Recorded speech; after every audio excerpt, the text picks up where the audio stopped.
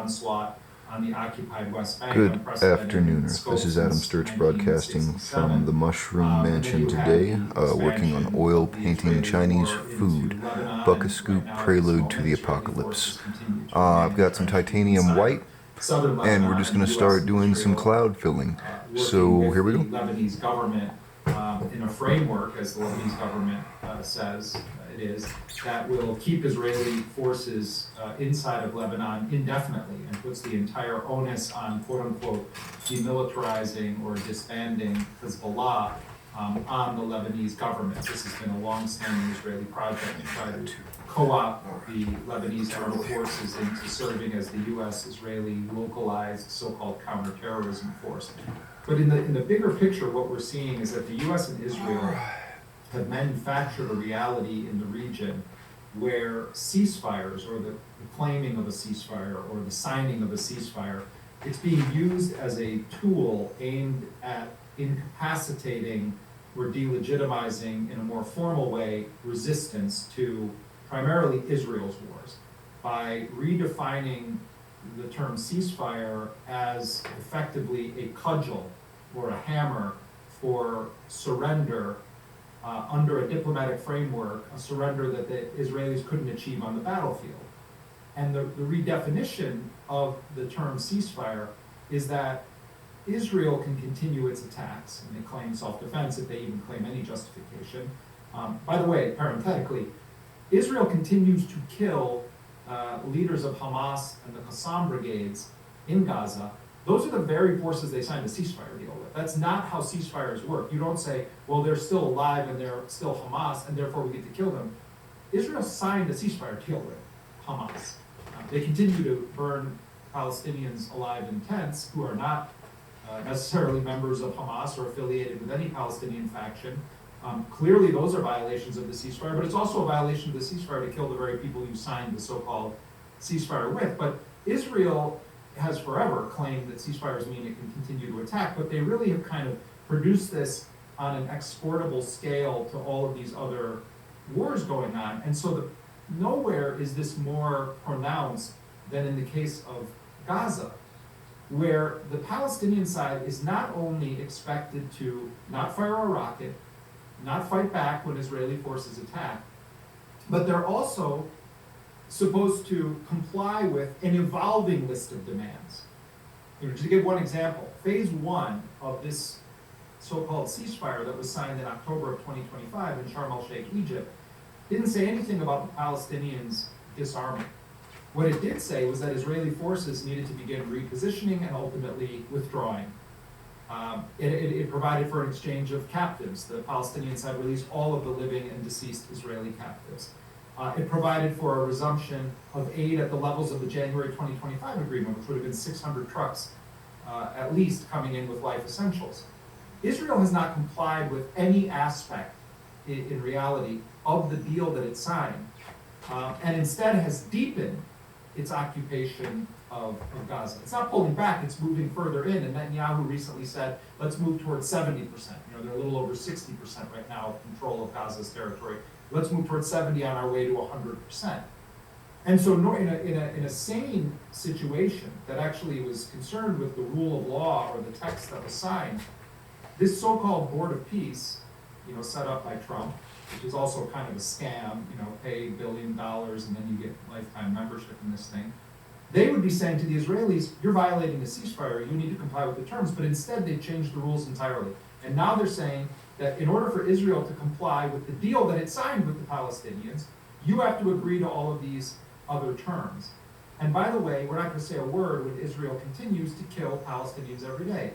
2 a day, 3 a day, 20 a day, 25 a day. As we were coming on today, the Israelis claim that they killed another set of people inside of Gaza. They brag about it. They don't hide from it. We're very honored to have a dear friend of Dropsite News here and one of the sharpest analysts that there is on the issue of Palestine. I'm talking about Diana Boutou, Palestinian human rights lawyer, former legal advisor and negotiator for the Palestine Liberation Organization, primarily working in the early 2000s in a formal capacity, but continues to work on an advocacy level on a wide range of issues in Palestine. Diana, great to see you again. Thanks for being here. It's nice to see you too, Jeremy. How are you? Well, I want to begin by asking you about the latest development with these so-called negotiations. Now, as you and I both know, the Palestinian side has been trying to navigate how to respond to this framework where there's just constant new demands. You know, the Israelis don't even abide by what was signed, and now the Palestinians are constantly being told we have to respond to this, respond to this. And one of the things that Hamas has said from the very beginning, even before they signed the deal, is we're willing to relinquish governance of Gaza.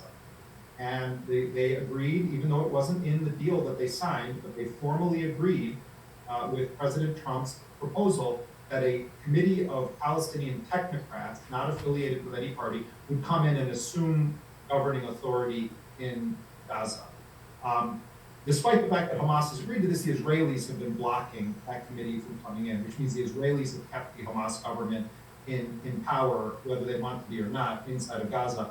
Yesterday, the official spokesperson for Hamas in Gaza, as well as the spokesperson for the Gaza government, held a press briefing in which they said we are dissolving this government and we want this NCAG to this National Committee of Technocrats to come into Gaza. And you know, some sources in the Palestinian resistance I talked to said, look, we did this because it's been our position for more than, for all these months since before the ceasefire, but nothing is happening. So we felt like we would just tell the world, we're doing this now. We're dissolving this governing entity.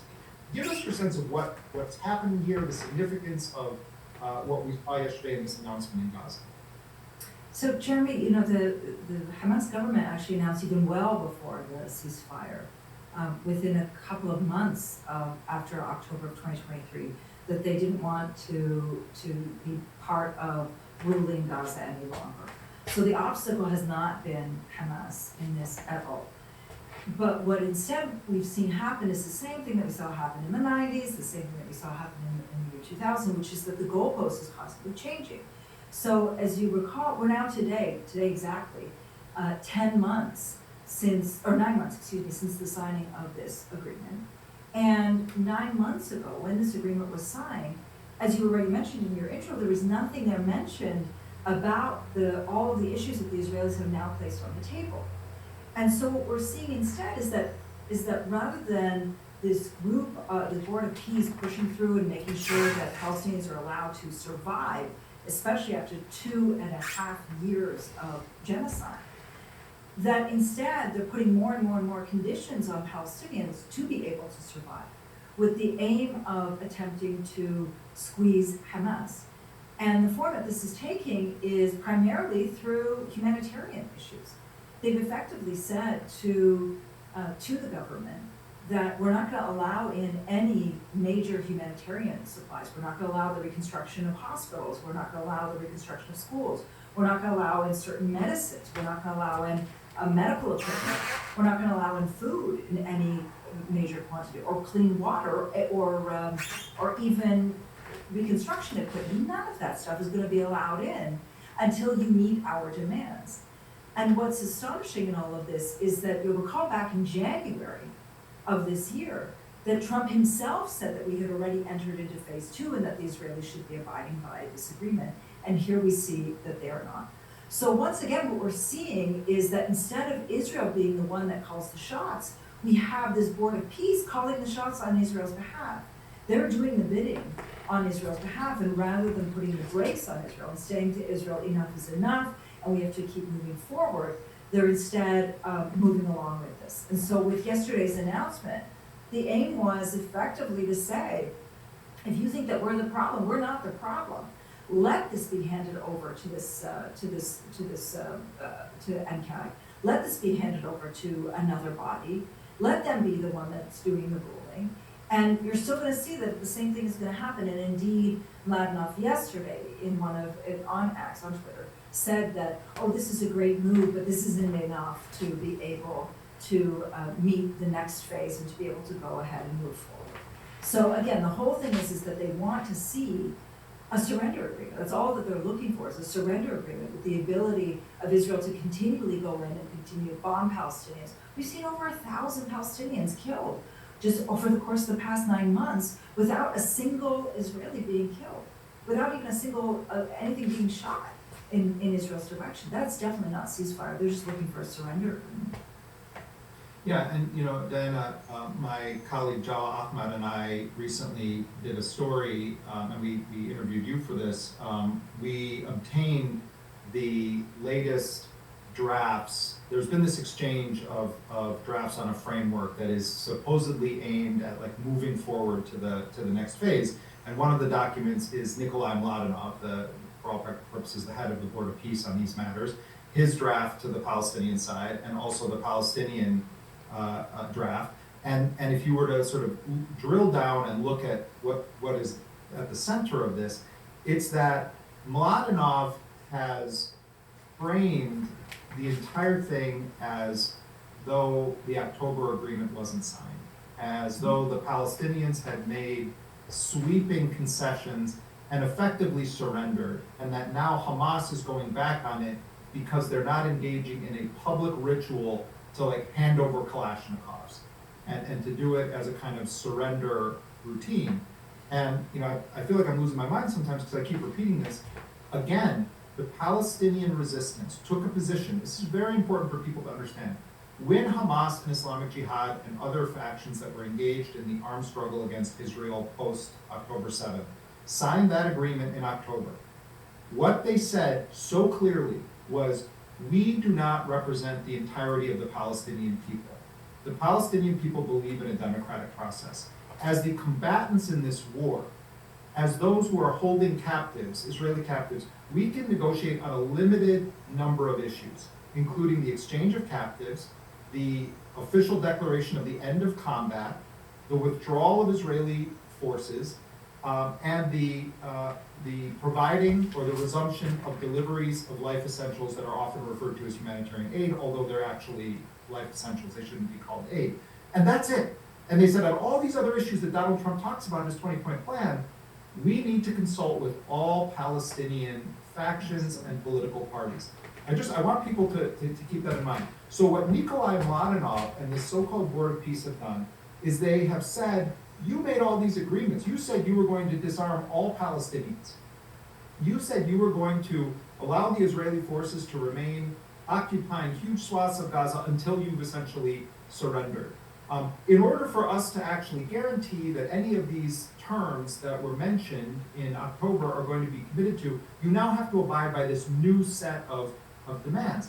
And it's, by acting as though it's like Hamas disarming, it sounds like it's like some foreign militia that has come into Gaza, and it's like it's ISIS or something. We need to just get rid of these people, and then everything is going to be okay. The reality is, it's not even about Hamas. What Israel wants is for Palestinians not to be able to defend themselves against what Israel openly says it's going to do, which is to continue this war. So what I want to ask you, Dan, is how, in your assessment, how are the Palestinians who are negotiating this navigating this situation? Because my understanding from speaking to them is that they've put about as flexible of a plan on the table as they could. They look at the Northern Ireland process, for instance. They have talked about submitting to one rule in terms of one law in Gaza, that they would abide by agreements that no weapons can be on the street that are not authorized by this technocratic committee empowered by the board, that they're willing to store their weapons under international monitoring, but that they won't hand their weapons over to the Israelis or any other foreigners. They're essentially saying, we will play ball with all of this, but we know that the Israelis will attack us again, and the Palestinians, like every other people in the world, have a right to defend themselves. So how do they navigate this when you also have Netanyahu and others implying that they're going to just come into Gaza again in a much larger scale way? This is the problem, Jeremy, is that it's so flawed from the beginning. Look, when even in the agreement itself is flawed because they're ignoring the context of occupation, of military occupation, and when there's military occupation, there's going to be resistance. That's just the way that nature is. It's the way that human nature is. With military occupation, there's going to be resistance. And it's also ignoring the ruling of the International Court of Justice, which also says that Israel's occupation is illegal. And it also says that Israel doesn't have a right to claim self-defense when it's continuing in military occupation. The other problem, of course, is that Palestinians are being asked to negotiate an end to their genocide, which again we've never seen happen in history. So the whole thing has been flawed from the very beginning. And given that it was flawed from the very beginning, and given that everybody wanted to see some type of an agreement come and take shape back in October, I would have expected that one, because they kept saying this is all about the Israeli captives, I would have expected that instead they would be pushing forward to make sure that Palestinians live, rather than pushing to make sure that Palestinians are under the thumb of the very entity that has committed genocide against them, which is Israel.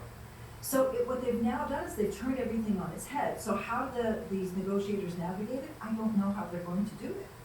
Because without that sustained international effort to put pressure to end Israel's attacks, there's going to be no way. This is why genocide is labeled as one of these crimes above all crimes, where it doesn't just require one party to put pressure on the other. It requires the entire world to get involved and to put an end to genocide. And yet, because they're ignoring the context of genocide, because the world's ignoring the context of occupation, we're going to be in this for a very, very long time, until I'm afraid it's far too late.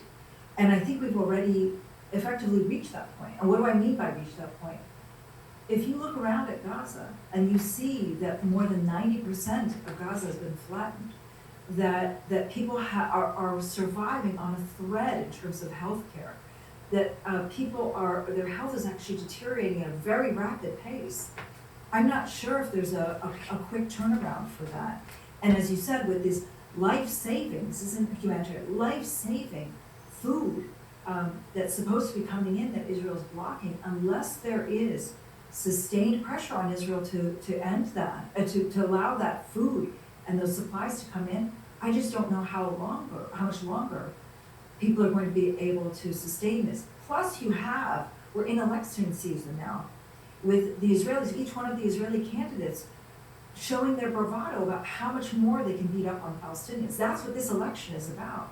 There isn't a single candidate so far who's come forward and said, we should really be looking at ourselves and look ourselves in the mirror and ask, what is it that we did to Palestinians since October of 2023? Instead, they're all talking about how they haven't done enough against Palestinians. So unless there is some sustained international intervention to stop Israel, which is always what has been needed, then I'm afraid that Israel's just going to continue to go full steam ahead, with the Board of Peace being the front man for them. I want to ask you about the political election campaign in Israel that's now kicking into high gear. But this morning, a researcher, a colleague of mine who very closely monitors the Hebrew media, we were messaging back and forth about this question of do we really believe that the Israelis are going to launch a large-scale military operation? Because that is part of the messaging here, and there's good reason to believe that it could be legitimate. But I just want to run down a few of the stories that he highlighted this morning for me. He was just running down just sort of facts, and he wasn't saying I think it is or isn't going to happen. He was just sort of giving an overview of some of what's the discourse has been like lately. He said the Minister of Energy and Infrastructure, Eli Cohen, is vowing that Israel will get 100% of Gaza. And other Likud ministers are advocating the ethnic cleansing of Gaza and the reestablishment of settlements. That's one point he said. So Channel 12 is reporting that Israel expects the Board of Peace will declare Hamas to be in violation of the ceasefire in approximately 2 months, at which point Israel, quote unquote, may relaunch the genocide. Channel 13 reporting that although the IDF finalized preparations for a renewed assault, for now the political echelon conveyed to the military that the focus should remain on Iran and Lebanon, adding that Netanyahu has put Gaza off the table due to an understanding that there will be low tolerance for a renewed war there in Washington. The report also asserts that Hamas in Gaza is suffering from major financial issues, leading to the resignation of officials, but claims that Qassam brigades have nevertheless finalized their plans in case Israel attacks and distributed the plan among fighters. And then in Haaretz, and I saw that this morning, Amos Harel claims that Netanyahu might renew the assault on Gaza for electoral purposes. So this is sort of just a brief cross-section of some of the discourse. What's your sense of all these issues? The Israeli public believes that they won when it came to Gaza. And for them, victory is just a military, they don't think past tomorrow. When it comes to Iran, 90% of them say that they believe that the Iranians have won. And when it comes to the Israeli elections, there's always, almost always, the case where the Israelis have to show how much they can beat up on somebody. Because we're in this pattern, and have been in this pattern now since 1948, of endless wars, forever wars, forever wars, forever wars. And so each one tries to set the stage to show the Israeli public just how strong they are, and to audition for the role of being the strongest candidate. And that's why we're seeing what we're seeing now. Do I think that they're going to attack us? I think they're going to continue to attack us, as they have all of this time. The question still remains whether they are going to continue and renew the attacks on Iran. A lot of that will depend on the United States, and whether they're going to continue to continue the attacks on Lebanon. I think that they will, because for them, Lebanon, the land grab in Syria, hitting Gaza, those are all very, very easy for them, and those are enough for them to audition their how much they can kill Palestinians and kill Arabs. The issue of Iran remains to be seen. Well, Diana Buttu, I want to thank you so much for your continued work and your really vital analysis, and we'll be sure to always get analysis from you as we continue to report on this. Thanks so much for joining us. Thank you, Jeremy. Thank you. Thank you. Well, I want to bring in my colleague Murtaza Hussain as we shift gears now, although it's in the same realm and the same arena, but shift gears to a more concise focus on the situation in Iran. In a moment, we're going to be joined by Vali Nasser. But first, Murtaza, good to see you this morning. What are your thoughts as you listen to Diana Buttu there talking about what I think is going to be a continued fight that the Palestinians are going to have to wage on multiple fronts against the diplomatic onslaught, the attempt to redefine ceasefire, and the prospect of renewed war against Gaza. Give us first your sense of how you see things regionally right now before we really zero in on Iran. Well, it seems like it's an interregnum, or maybe the eye of the storm, you could say, because there are all these sort of half measures, diplomatic half measures to prevent the emergence of a new conflict in theory, or to at least put a pin in them some period for Trump's political purposes. But none of the underlying issues have really been addressed, either in Iran or in Gaza. So you have, these half ceasefires or half measures or interim measures, which are now coming undone gradually because the underlying political conflict was always deferred, both in Gaza and in Iran. The question of the future administration of the Gaza Strip, the question of Palestinian statehood, all these things were sort of deferred later on to achieve an immediate short-term goal of putting a pause to the fighting. And likewise, in Iran, there was a strong incentive of the U.S. part to stabilize global oil markets and so forth. And the really difficult questions of the relationship between Iran and the U.S. in the wake of the war have not really been answered. So I think that both situations were always inevitably going to result in a resumption of conflict on some scale at some point, and we may be coming to the precipice of that, both in Gaza and in Iran very soon. Maz, I want to bring in Vali Nasser, Professor of International Affairs and Middle East Studies at the Johns Hopkins School of Advanced International Studies in Washington, D.C. His latest book is Iran's Grand Strategy, A Political History. Vali, thanks so much for being with us this morning. Good to be with you. Thank you. I want to begin by, as you're speaking, there are millions upon millions of people gathered in Iran and huge crowds as well gathered in Iraq ahead of the late supreme leader's coffin being brought through Karbala and elsewhere in Iraq. And given there's so much I want to ask you, that we want to ask you about the political situation, but I also think it would be really fascinating if we got your reflections on who Ali Khamenei was, his legacy, and a bit about his biography and why he would inspire such massive response to his martyrdom, not just in Iran, but around the world. Well, within an Iranian context, Ali Khamenei is probably the third longest ruling ruler of Iran since the middle of the 19th century. 36 years at the helm of the Islamic Republic. All right, I'm using a very viscous paint with no linseed oil or anything in it because I like the texture of the brushstroke that it's going to leave, but it's going to be very slow. So that's the process. I'm just going to keep doing clouds and do a few more throughout the day, a few more sessions throughout the day.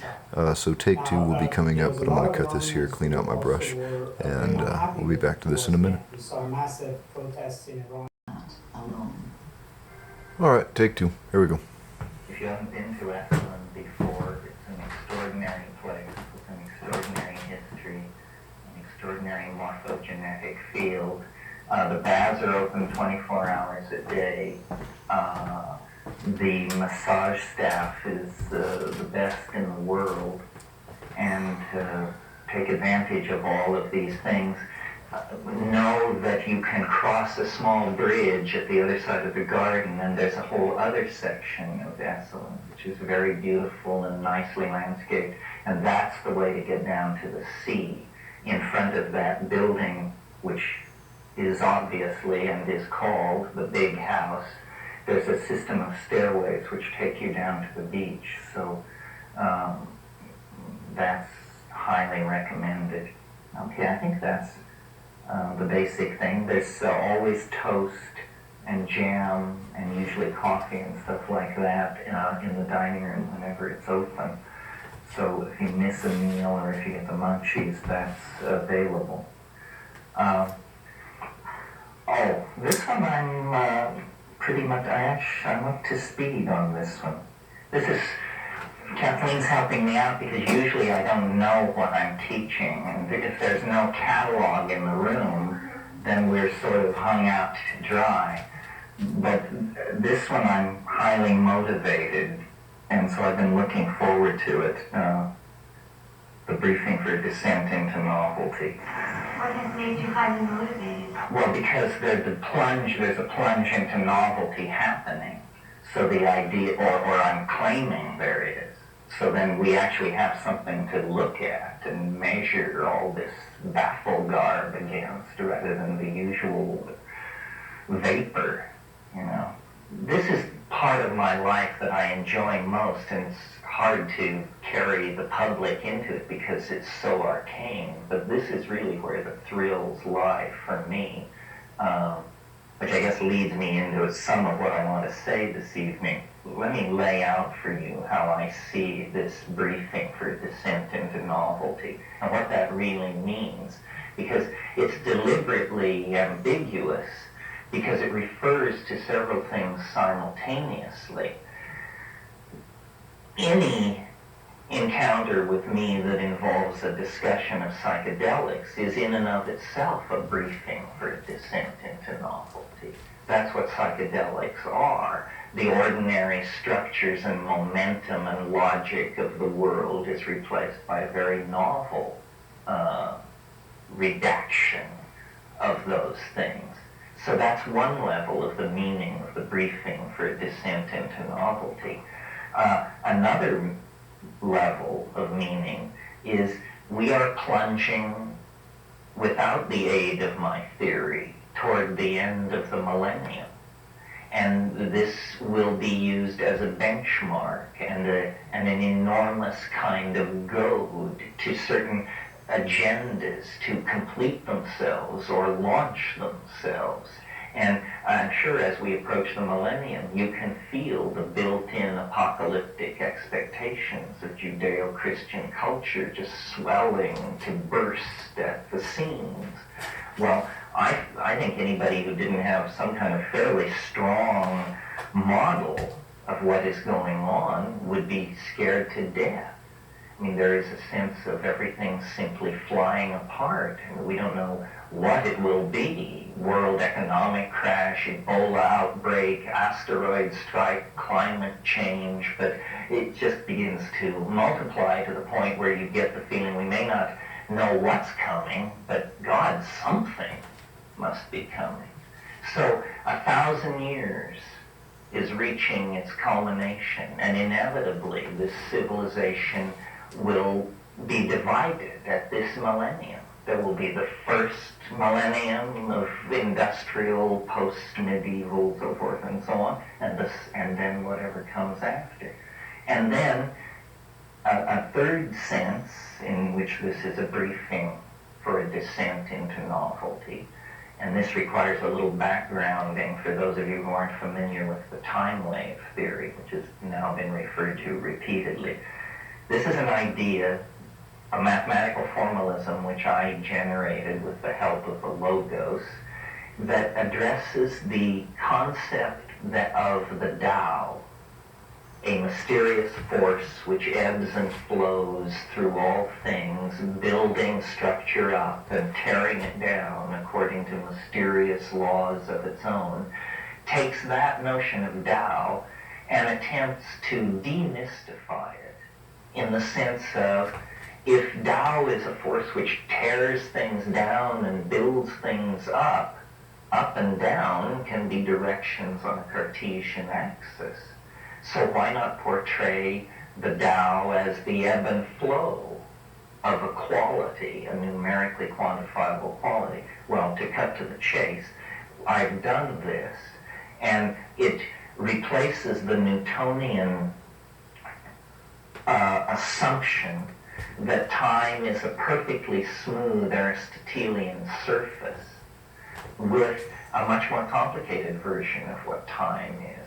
Time is a kind of landscape, or a kind of topological manifold or surface over which events flow, but subject to the contours of that surface. So that in the same way a river running through rocky gorges attains great speed and power, but when it flows out onto the flatlands, it loses that momentum, it spreads out, it meanders. Time is a similar kind of phenomenon.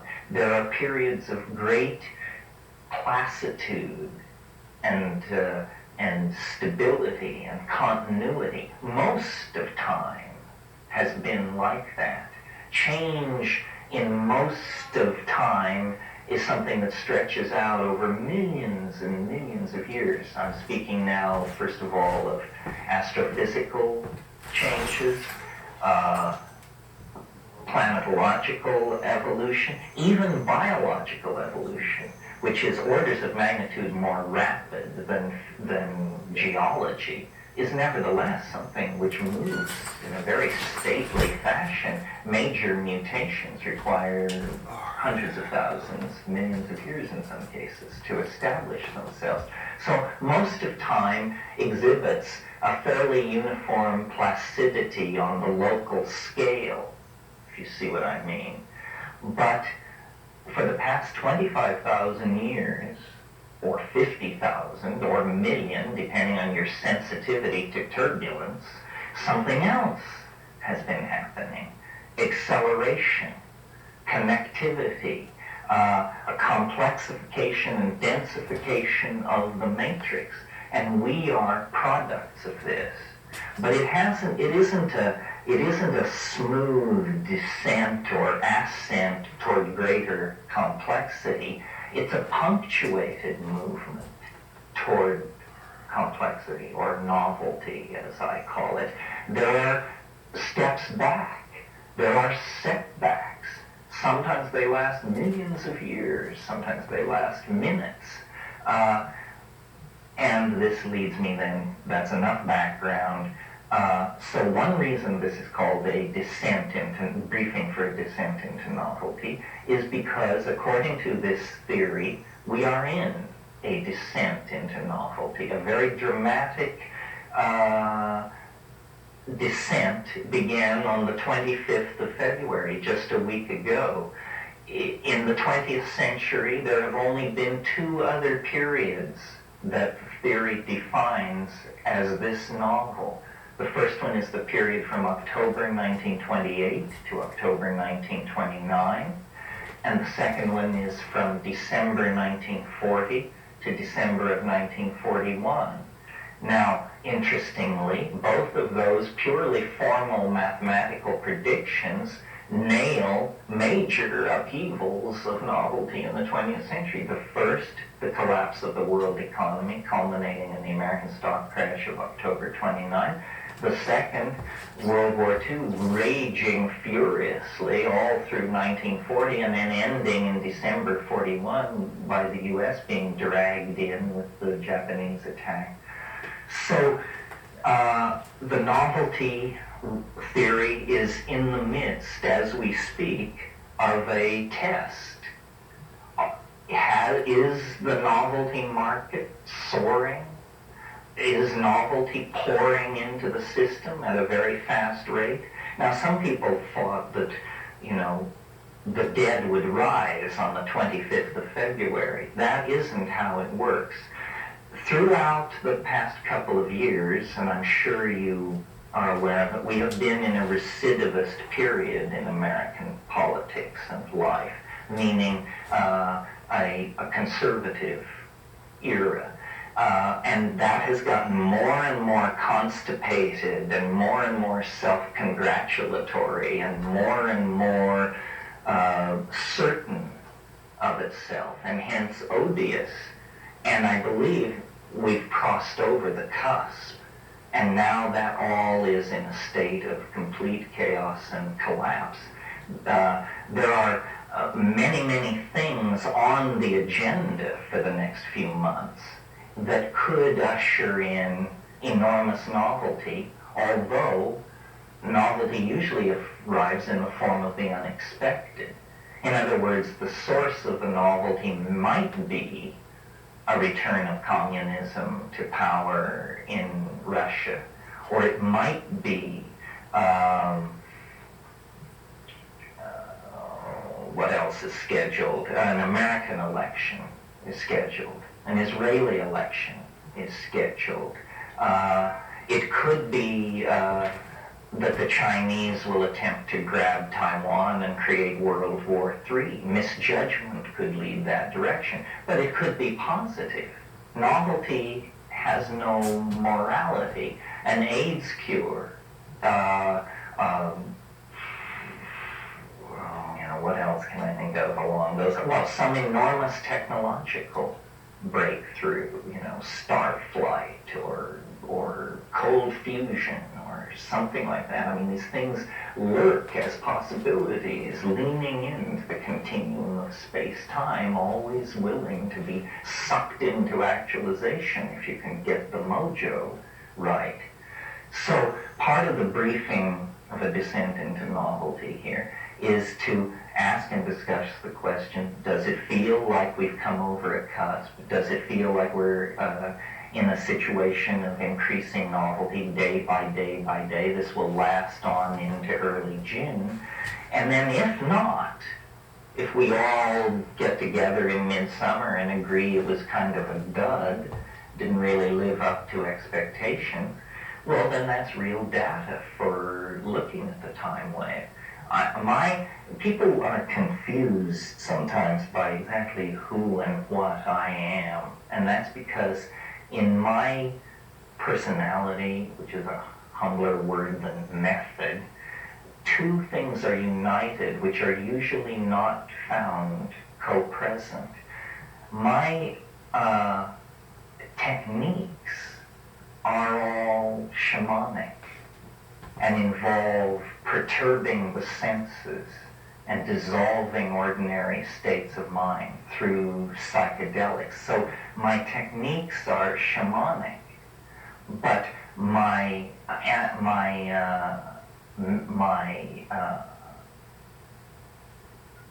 what would I call it? I guess method, not techniques, but method is rational and analytical. So I use shamanic techniques to go into shamanic places and then attempt to study them scientifically, using reason. Think, what is this? How does it work? What is it made of? How do its parts relate to each other? And what is its inner dynamic? And this apparently, though it seems fairly obvious to me, is a fairly radical union of techniques. Scientists don't explore psychedelics because somehow the scientific mind must not be besmirched by contact and contamination with the things studied. But how the hell can you study psychedelics without taking them? Rats are not very satisfying, and graduate students still less so. So eventually, you're going to have to get your feet wet. Well, then they say, well, but that destroys your scientific objectivity. Well, not if it's the only path to contacting the phenomenon that you're attempting to study. So that has worked for me. I am not part of the New Age in my own mind. To me, the New Age is typified by an incredible credulity and an utter immunity to cognitive dissonance. I mean, you can believe that the world is ruled from the Pleiades, and you can believe that L. Ron Hubbard is God. There seems to be no end to the number of contradictions that the New Age can simultaneously entertain. But what I have done is I probe weirdness. But rationally. Most people who are attracted to weirdness want to convert and believe it and take it in and exalt it. I don't. I don't want to believe anything. I hate ideology. All ideology. That's why I'm so casual about the possible crushing of my own. Because ideologies are a lesser resolution of our dilemma than we are capable of. The higher resolution lies in real feeling and real community and affection. Ideology has poisoned the last 1,000 years. All of these ideologies have ultimately done more good and done more bad than good. Marxism, Christianity, even, at the risk of setting off a riot, Freudianism, on and on and on. The correct method, I think, is simply the phenomenological approach. Catalog data, seek patterns, draw conclusions, test them back against the original data. Now, most people who advocate that kind of an approach somehow come down. It brings them down. They say, well, this method then shows you that being is only this, and thought is only that, and love is merely this, and so forth. In other words, it reduces everything, it insults everything. I haven't found that to be the case. I've found real weirdness. The world is strange. Very, very, very strange.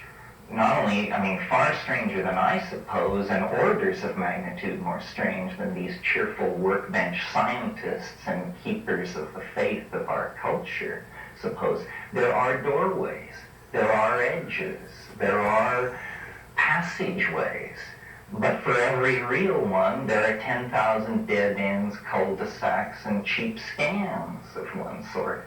So to go out as an ingenue into the world seeking to invest your belief in something, you would be instantly sucked into some screwy thing and your life force pulled from you, and you will be used and abused, as ingenues and naives always are. A much better approach is, be tough. The truth does not require your participation in order to exist. Bullshit does. But the truth is fine, thank you, whether you believe in it or not. So what is gained by the truth if you believe in it? Nothing, I maintain. And you are diminished. You are diminished because by believing in something, you have precluded your freedom to believe in its opposite. You gave away the most precious existential currency in the universe. So, I think it's very good to be tough, to ask the hard questions, but to go a long way down the path with these claimants to secret knowledge, insight, lineage, but ultimately, the hard questions have to be asked. And this is not a path toward dispelling the mystery from the universe. This is the way to get to the real gold in a hurry, not become glamorized or subverted by the dross of the world. Well, maybe that's enough for this evening. We will go over all of these things at the level of intensity that you are interested in. It's fine to get down to the how much, how, and when questions about the compounds and plants. That is technique, and that's important, because it's fine to sit here talking about the psychedelic experience. This bears no resemblance to the psychedelic experience in any form whatsoever. So it's very important that you leave here empowered, empowered to make your way into these places with confidence. And then the other thing to pay attention to is inevitably the way our ass-backward society works is it creates cults of personality and Renaissance stabilized points of focus on the celebrity personality who is the teacher, the guy who wears the microphone, the woman who wears the microphone. What you can really take away from here, if you're smart, is community of some sort. Probably someone in this room has what you need. And I guarantee you it isn't me. So don't waste your time on me. But that's all there for you to sort out. So techniques we can discuss. The formation of community and association is your own business. And then as much time as you want to spend on the what does it all mean, Mr. Natural, side of the question. And we'll dig into all of this at 10 o'clock tomorrow morning. Thank you very much. Get some sleep or go to the baths or do both. Or go to the rave. Okay, well, before I get into my spiel, does anybody have anything they want to say this morning which can range from have snorers in your room to some profound objection or illumination of what went on last night? Yeah. Just a semantic question as to why descent into novelty rather than ascent into novelty. I mean, there seems to be a pejorative implied. This question comes up. There are several reasons originally, and then I've invented new ones since. The time thing quantifies novelty, but it quantifies it, you could almost say it quantifies it negatively, because the maximum of novelty has a numerical value of 0. So how I pictured this was I actually picture the space-time continuum like a landscape, a topology. Well, then I think of time as a fluid medium of some sort. Well, naturally, a fluid medium finds its equilibrium at the lowest energy point in the system. So the river flows toward the sea. This question of energy flows and what is pejorative and what is not, I've learned, is a completely culture-based value. There are tribes in the Amazon for whom rivers begin where they meet another river, obviously, and they end where they peter out among some springs and swamps up in the mountain. To them, this is perfectly obvious that that's how rivers work. To us, it's inconceivable the thing goes the other way. If I had turned the wave on its upside down, then instead of having maximum novelty quantify at 0, it would have simply quantified at some arbitrarily large integer in the 700,000 range. So it lacked elegance. So for all of those reasons, I chose to have novelty be a descent rather than an ascent. And then later I incorporated things like dynamics and chaos theory and that sort of thing into the model. Well, then what you get is sort of the idea that the 0 point in time is like a dwell point or an attractor. And so all the processes in the epigenetic landscape are being channeled, is one way to think of it, or pulled is another way to think of it, or pushed is another way to think of it, toward this certain point in the system.